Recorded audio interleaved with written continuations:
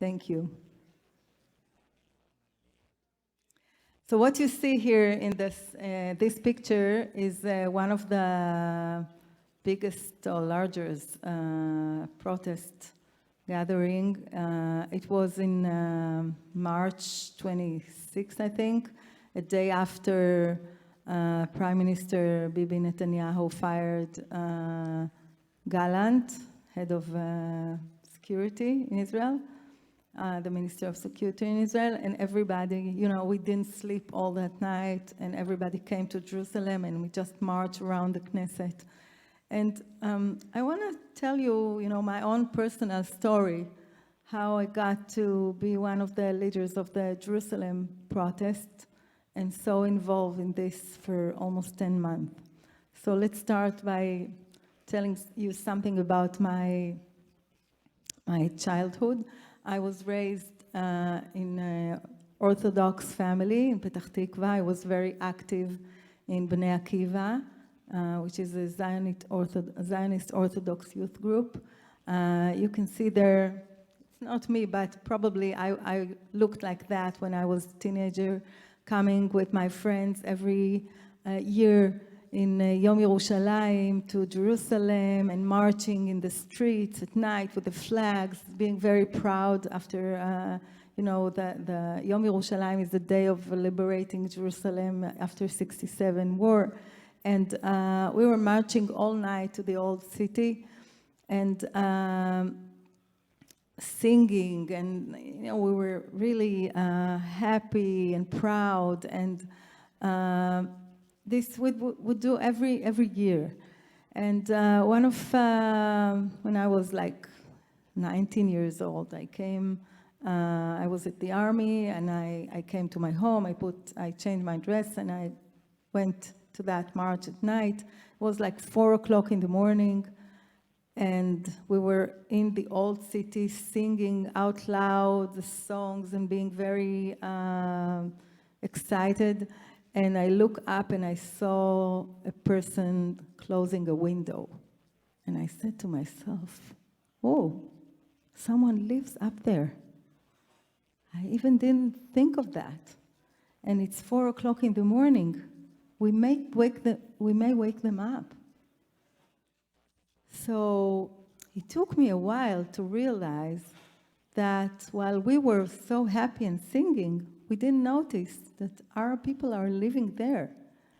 And what is it about our celebration of Jerusalem without noticing the Arab people who live there? So it took me several years. I stopped coming there. I was a student. I finished my army, and then I became a student at Hebrew University, studied all my first, second, and third degree in Hebrew University, and now I'm a professor of Jewish education in Hebrew Union College. You can please. And I basically dedicate my professional life to work on pluralism in Jewish education. I initiated a program for MA in Jewish education, specialization in pluralism, which is named Rikma. And the other program that I initiated 9 years ago was Teachers Lounge, which brings together Jewish and Arab teachers, and now is a kind of a national program. And I really believe that we need to be able not to be blind to the other and to see each other. And I work with educators for this purpose. So when this 2nd of June, I think it was, started, the declaration of the Minister of Mishpatim, of Justice, Yariv Levin, that he wants to change the entire system of checks and balances in our democracy. I was so shocked, and I was so sad and devastated. I stayed at my home, and I got a WhatsApp from a friend. If you can please move. No, so I don't want to talk about that because we just heard from Smadar about all this plan. And I want to encourage you just to go to this website and look at those crazy ideas for new bills in Israel that's going to ruin every part of the democracy. And I was sitting at my home, and I got a WhatsApp from a friend named Guy saying, and I put it here, saying, please come this week, we're gathering few friends to think what we should do about that. And I was sitting on my couch, I don't know if you can see that couch from up there, and saying to myself, I wrote to him, I'm not sure, maybe I'm a little bit busy, I don't know if I can come. And then he kept writing to me, and he said, please come, I don't think that I can be there alone, managing all, the people that will come, and we are friends. He was a head of a school, and I said to myself, okay, I will come, but what can we do? It's so terrible what's going on here, I don't know what can we do. So I came, there were 50 people, which I didn't know before, thinking together. And that was the first moment that I realized that thinking together can make really a change. And it also can help me understand that I'm not alone. And we thought, what is it that we can do? And we came up with an idea of creating kind of a protest movement or a group in Jerusalem, and that will gather people without connecting to their own parties, bringing people that may be leftist, right wings, people who are secular, orthodox, reform, and bring them together to fight for democracy, which we assumed is a common ground for all of us. So we thought, what can be a name for this effort? And we decided that we're talking about our shared home. And what we want to do is lishmor al habayit hameshutaf, safeguarding our shared home. That we feel that now what's going on with this coup is the understanding that they want to ruin the covenant that we have in Israel between all its citizens. And it's not going to be a shared home. It's going to be a home only for several people, and all the others may be excluded. So we decided to call it Safeguarding Our Shared Home. And first week, we all went to Tel Aviv to the protest. And after the Yom Rishon, the Sunday, after this protest in Tel Aviv, we call each other saying, no, we have to protest in Jerusalem. We need to have a protest in Jerusalem. So if you move, please. We decided we're going to do it in front of the president's house. And why? Because we thought there may be that the president is the responsible adult here that can help us to do something. And since it is in the center of Jerusalem, we said, let's protest there. So several friends went to an electric shop to buy the microphone, the bidurit, I don't know how you say that in English. How? The speaker, megaphone, yeah. And I went to buy some flags, and here I am with my eldest son. We went to Motzei Shabbat, and we thought we'll be with several friends, but 3,000 people arrived. So we realized that we're not alone in this, and we have to put a stage and make this really serious. And we started protesting every week. Since then, we're putting every week the protest in Jerusalem, and we agreed upon several things that are important to us. So I want to say, first, we brought lots of volunteers to work with us to help us prepare, all this, the protest. And people are really working together. This is one thing that is important. People feel that they're doing something. They're not just sitting in their couch. That's standing up and moving and doing something in favor of our values. And this is a day and night volunteering. We need to work on it really hard. Second,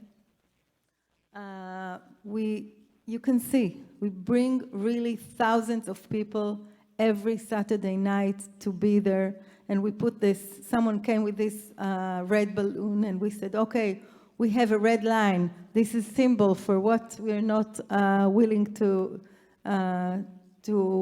give up. And and I felt for myself, I'm an educator, I don't use to speak up there. And I find myself speaking in protests, which I never assumed that I need to do that. And at the beginning, I even didn't want to do that. Because what do I have to do? I'm not a lawyer, and I don't understand, the details. But then I realized it's not about understanding all the details. It's about caring about the values. And of course, I have something to say, and each of you have something to say, and we need to have our voice, and we need to be vocal about that. So here's our principles. You can see here, this is like 6 advertisements for 6 weeks. Just randomly, I put them here together. We decided that in our stage, we're going to bring all the parts of the Israeli society. So we bring Arabs, we bring religious Orthodox people, we bring Reform rabbis, we bring right-wing people, and all of them speak in the stage in favor of Israel as a Jewish and democratic state. And what happened? We have in the crowd the same. We have in the crowd people who are fighting against the occupation, and they're very vocal, and we have people that are very nervous about them and keep saying to us, why you give them the permission to be so vocal against the occupation? We don't come for that. And we have people fighting for education. We have many, many groups coming there. And our work is to say to everybody, look around. This is our society. We need to get together. We need to get to broad agreements. This is the second principle. We are in favor of getting to broad agreements amongst us. So we were in favor of the president's initiative to bring everybody together, because it's not that if we're going to win now, everything's going to be good. Because if we have part of the society that doesn't feel good as the way we are, we need to talk to them. So if in an aggressive way we will achieve what we want, we will not win. So we have to find systems to work together into broader agreements. And I can tell you that every Sunday we get phone calls saying, oh, why this protest was so left-wing? Or people are calling us saying, why this protest was so religious? I'm not happy with that. I'm going to Kaplan in Tel Aviv next week. So people are trying to threaten us. And we said, that's great. So we understand that we achieved what we wanted. We shouldn't feel so comfortable because we're not the same. But we need to create a coalition. We need to be together in this moment to educate ourselves how democracy looks like. And it looks like different people with different voices and different beliefs. We need to find a way to fight together for the common good of Israel. So one thing that is really interesting in Jerusalem is the amount of religious people. So we have, like, from the beginning of Elul, the shofar blowing, and you can see there Orthodox, Reform, kids, women, men blowing the shofar. It's a lot of fun to see all of them, and it's a very Jewish demonstration. Also, we believe that education is really important, so we are creating now programs for educators to realize the main goal, to educate for democracy and a Jewish and democratic state. Also, we're very, very creative, and we feel that you can't be all the time sad, so we have a sense of humor, and we create many initiatives, like you can see here, when there was ruining a poster with the face of a woman in one of the neighborhoods. We asked women of all Jerusalem to send us their pictures. We created huge posters with faces of women, and we wrote, "Lo timchaku oti," you're not going to erase me. And we went at night, put all these signs all over Jerusalem, and you know, we're trying to be creative in the way we bring our messages. And now Sukkot is coming. We decided that Sukkot is the time for everybody to get out of their comfort zones and to bring to the Sukkah ushpizin, to bring the guests to the Sukkah, even those who they don't agree with them. So we're now in the middle of creating the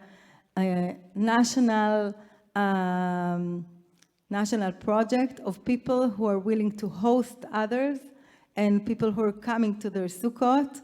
And we're inviting each other, and we're going to be together in the Sukkah with this message of we need to sit together and dream of the future of Israel, not just to meet each other, but to think seriously, what is it that we want to happen? Because we believe that our government is trying to increase the hatred, but we're not there, and we need to get together the people.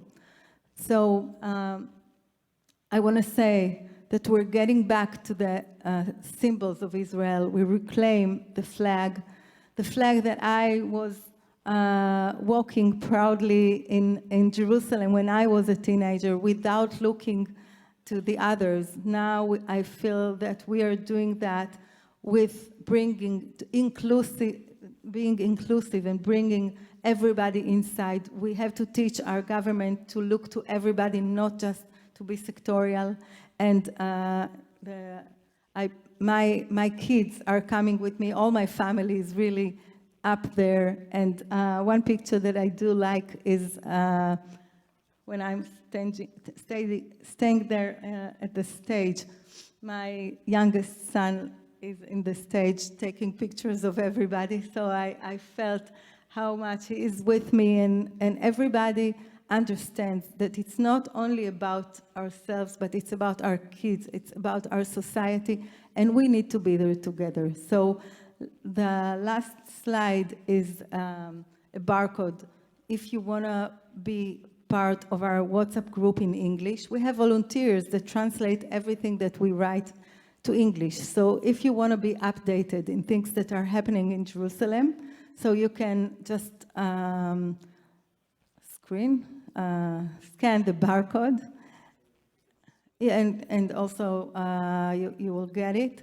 And I want to say that when I'm thinking of the year that just finished and the year that will come, we created those Shana Tova posters, and one of them that I like is that Shana Tova poster. I don't know if you see them, but lots of people are out there, and the sign is Shana Tova. I think it was a really Shana Tova, and it's going to be Shana Tova, because now we're fighting for our values, and these are our shared values. We think of our shared home as the home for you, for us, that we need to fight for, and this will make the Shana Tova. Thank you.